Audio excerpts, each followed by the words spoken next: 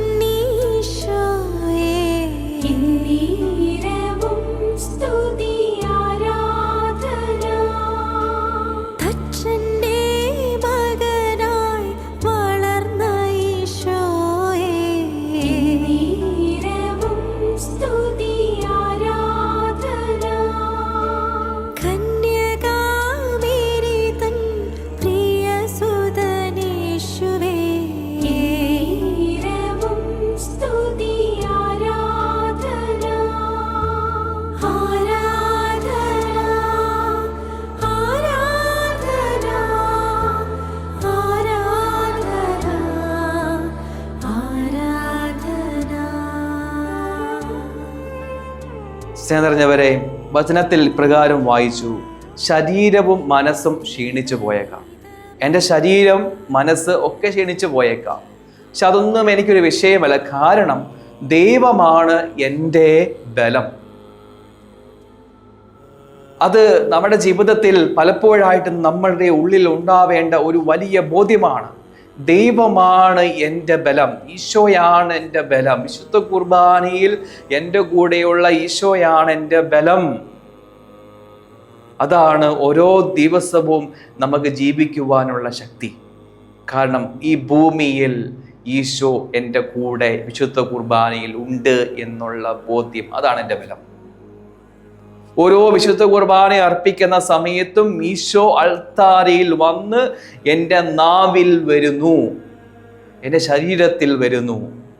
എന്നെ സ്നേഹിക്കാൻ എൻ്റെ ശരീരത്തിൻ്റെ ഉള്ളിലേക്ക് കടന്ന് എല്ലാ ദിവസവും വിശുദ്ധ കുർബാനയിലൂടെ എൻ്റെ കൂടെ ഈശോ വരുന്നു. അതാണ് എൻ്റെ ബലം. ആ തിരിച്ചറിവ് നമുക്കുണ്ടാവണം. അവിടെ നിന്നാണ് എന്നേക്കുമുള്ള എൻ്റെ ഓഹരി എന്ന് പ്രാർത്ഥിച്ചുകൊണ്ട് ഈശോയുടെ ആശീർവാദം നമുക്ക് സ്വീകരിക്കാം.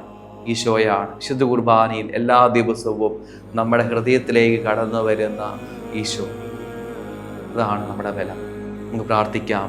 അവിടെ നിന്നാണ് എന്നേക്കുമുള്ള എൻ്റെ ഓഹരി. ഈശോയുടെ ആശീർവാദം നമുക്ക് സ്വീകരിക്കാം. പരിശുദ്ധ